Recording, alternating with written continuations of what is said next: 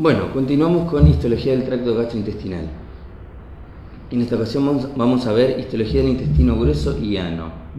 Bueno, como continuación del intestino, digamos, el intestino grueso, digamos, es una continuación del intestino delgado y se comunica con el exterior a través del ano. Tiene unas diferencias importantes en cuanto a su calibre. No tiene el objetivo de absorber algunos productos, sino más bien agua, y de fabricar un moco que sirva para la lubricación y el transporte de lo que resultó luego de la digestión, o sea, de la formación de la materia fecal. Además, tiene las austras y repliegues mucosos que le dan su característica habitual. Las austras son unas dilataciones de la luz y la forma se le da la disposición de la capa muscular. Y tiene también las tenias. Tiene 3 tenias. Esas diferencias, digamos, son importantes, digamos, a la hora de diferenciar, digamos, el intestino a nivel macroscópico, el intestino grueso del intestino delgado. A nivel microscópico, fíjense que ya no tenemos las vellosidades, tenemos solamente las criptas. El revestimiento epitelial cilíndrico simple continúa, tiene un revestimiento, digamos, con enterocitos y además células caliciformes, que fíjense que tienen una proporción mayor que la que veíamos en el intestino delgado, sobre todo en las primeras porciones. Bueno, tiene una lámina propia y también tiene, digamos, se continúa con las capas habituales, que eran mucosa, submucosa, muscular propia y serosa, que acá tiene algunas particularidades, la serosa. Si vemos una fotografía con un microscopio que hace un barrido de la superficie, vemos como no hay vellosidades, sino que están las fositas de esas criptas. Entonces vemos que está la mucosa. Ahí sutilmente vemos la muscular de la mucosa. Esto es submucosa, con un tejido conectivo más denso y vasos grandes. Acá se encuentra el plexo de Meissner. Muscular propia, que tenemos la circular interna y la longitudinal externa. Y entre medio vemos el plexo de Auerbach. En esta fotografía también, todo lo que se tiene de turquesa digamos, son células caliciformes porque es una coloración Alcian Blue. Esta es una coloración de metoxilina y eosina nomás, por eso aparecen como unas blancas, aparecen en color blanco los cálices de las células caliciformes.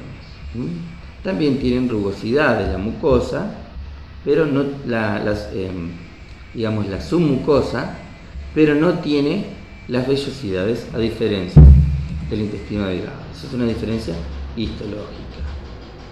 Bueno, fíjense la mayor proporción de células caliciformes y este tejido conectivo, que tiene un tejido linfoide asociado a mucosa importante y fibroblastos que son capaces de generar esta matriz. Esta es una coloración también especial para teñir las células caliciformes que se llama musicarmín y se tiñen de rojo, pero también el objetivo es pintar, digamos, la secreción mucinosa, por eso se pinta las células caliciformes y su producto en la luz. Fíjense como acá el tejido linfoide asociado a mucosas cobra una importante proporción, digamos, teniendo en cuenta que vigila la flora bacteriana intestinal. Fíjense que hay linfocitos T y linfocitos B. Sé que acá hay linfocitos B porque forma nódulos con centros germinales.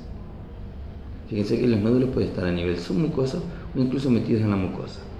Entonces tenemos enterocitos, células caliciformes, tenemos también células endócrinas, como en el estómago, como en el intestino delgado, acá también, y tenemos células M también que revisten que son estas células de vigilancia, que son presentadores de antígenos, y células, digamos, de reserva, células madres que son capaces de regenerar la población. Acá vemos estas células M con ese bolsillo es un repliegue de la basal, donde vemos acá que los linfocitos y otras células que intervienen en la inmunidad pueden estar en estrecho vínculo con la luz. Acá vemos entonces mucosa con las criptas, muscular de la mucosa y submucosa. Fíjense que la submucosa tiene un tejido conectivo que es más denso con vasos sanguíneos. Acá vemos el plexo de Auerbach transcurriendo entre las capas de la muscular. Fíjense acá como vemos que los nódulos linfáticos que intervienen en ese tejido linfoide asociado a mucosas pueden estar en la mucosa o también en la submucosa, como vemos en la foto recién. En el caso del apéndice, el apéndice es un órgano que nos remeda la histología del colon en chiquito. Es una evaginación de la luz a nivel del ciego y tiene la mucosa con tejido linfoide asociado a mucosa. Hay una muscular de la mucosa, que acá esta foto está muy de lejos, una submucosa, una capa muscular propia, que es una circunferencial interna y una longitudinal externa, y una hoja serosa por fuera. La hoja serosa, acá también tiene unas particularidades. La hoja serosa no es continua en el colon. Dijimos que el estómago se metía entero dentro de ese globo, digamos, como para usarlo analógicamente. Entonces estaba todo revestido por serosa. A nivel del duodeno asomaba apenas en el marco duodenal, por eso el duodeno está pegado al fondo y tiene un revestimiento seroso que es muy discreto y en algunas de sus caras. Tenemos primera porción, segunda porción, tercera porción, cuarta porción del duodeno, te en intestino delgado. A nivel del ángulo de Treitz es como que se metiera de manera más vigorosa dentro, empujando, digamos, el fondo del peritoneo. Por lo tanto, genera el repliegue, que es el peritoneo visceral o serosa. Por eso el intestino delgado en su porción de yeyuno e ilion tiene todo un revestimiento seroso. Ese revestimiento seroso genera un meso por detrás, que es el mesenterio. A nivel, cuando el ilion se comunica por la válvula iliocecal, ¿no es cierto?, con el intestino grueso, también genera que ese repliegue seroso ocurra a nivel del apéndice y a nivel del ciego. Por eso podemos decir que el apéndice tiene revestimiento seroso y meso. El ciego tiene revestimiento seroso y meso. Pero el colon ascendente asoma ese globo, pero en alguna de sus caras tiene serosa. Por detrás tiene tejido conectivo que lo pega al fondo. Lo mismo pasa con el colon descendente. El colon descendente asoma el globo y reveste en algunas partes la goma, entre comillas, que vendría a ser esa serosa. Por detrás tiene una fascia que es tejido conectivo que lo pega al resto. Por eso cuando yo adquiero los decúbitos, mi colon, en este caso mi colon descendente y mi colon ascendente no se mueven, están fijos atrás. El colon transverso sí se mete y tiene un meso. Por eso, si yo me parara de cabeza, digamos, generaría ese movimiento que él genera, si yo lo veo de perfil, por empujar el peritoneo y generar el repliegue. Los vasos entran por detrás. Como para hacer una imagen, digamos, completar esta construcción, podemos decir que si un cirujano quiere sacar el colon transverso, tiene que cortar los cabos donde quiere cortar y después tiene que recortar el meso. Porque los vasos entran por detrás, ¿se entiende? Entonces, digamos, si el paciente está, digamos, abierto el peritoneo, yo puedo agarrar el colon, se puede cortar porque tiene un revestimiento seroso, y deberé cortar el meso. ¿Por qué? Porque entra por detrás. Bien, continuamos. A nivel del colon sigmoide también como que se metiera dentro. Entonces el colon sigmoide está revestido por serosa y además tiene un repliegue que es el meso. Tiene un repliegue que es el meso. Bien, a nivel del recto superior y medio también empujan a este peritoneo, por lo tanto están revestidos por serosa. Pero ya recto medio, la segunda porción del recto medio y el recto inferior ya salen de su vínculo con la cavidad peritoneal y se meten en esa masa pélvica donde hay músculo, tejido conectivo y tejido adiposo. Por eso el recto inferior alrededor no tiene serosa, porque en realidad ya salió de ese vínculo con el peritoneo. Bueno, volvemos un poco al apéndice y vemos cómo tenemos mucosa. La muscular de la mucosa, que acá está muy desdibujada, submucosa y capa muscular propia.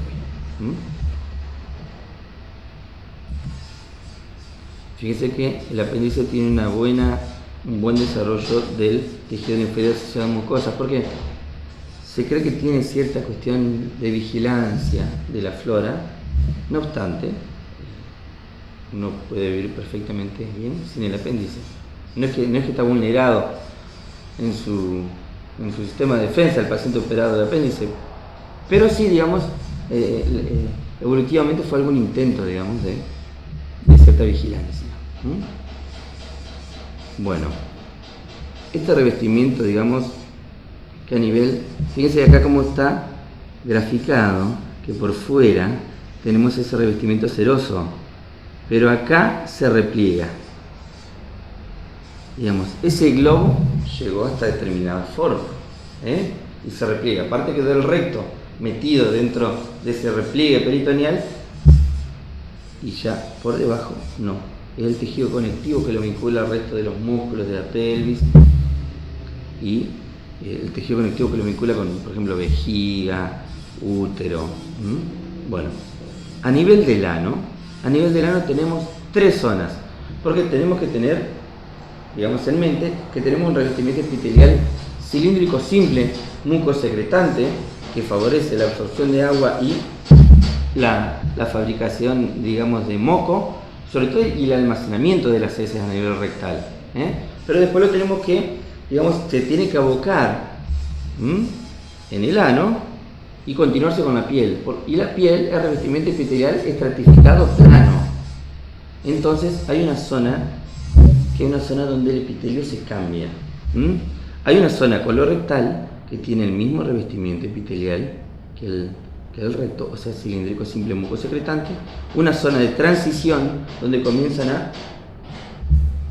a nivel de la línea pectínea, que se conoce como línea pectínea. A ese nivel tenemos, digamos, la transición entre un epitelio cilíndrico simple y un epitelio estratificado, es decir, de varias capas, y una tercera zona que es la zona escamosa, que es la que directamente ya lo vincula, ¿sí? Está en continuidad con la piel, digamos, perianal. Entonces, acá vemos una zona colorectal, una zona de transición y una zona escamosa. Fíjense que la lámina propia sigue con ese tejido conectivo y la capa muscular a nivel de la zona, digamos, colorectal y la zona de transición comienza, digamos, tiene la muscular externa adquiere un mayor vigor porque constituye el esfínter interno anal, que es un esfínter involuntario. Por fuera tenemos músculo, porque es músculo liso esto, por fuera tenemos músculo estriado y tenemos el esfínter externo anal, que es el que podemos controlar. Entonces tenemos una zona colorectal, una zona de transición y una zona escamosa. Fíjense cómo la capa muscular acá se engrosa de manera considerable, formando el esfínter interno, que es el músculo liso y es involuntario, y a nivel de la zona escamosa tenemos el esfínter externo, que es músculo estriado y lo podemos controlar. Fíjense que la capa muscular de la mucosa, que había arrancado a nivel del cartílago cricotiroideo, digamos en el mismo plano que el nivel esofágico, ¿no es cierto?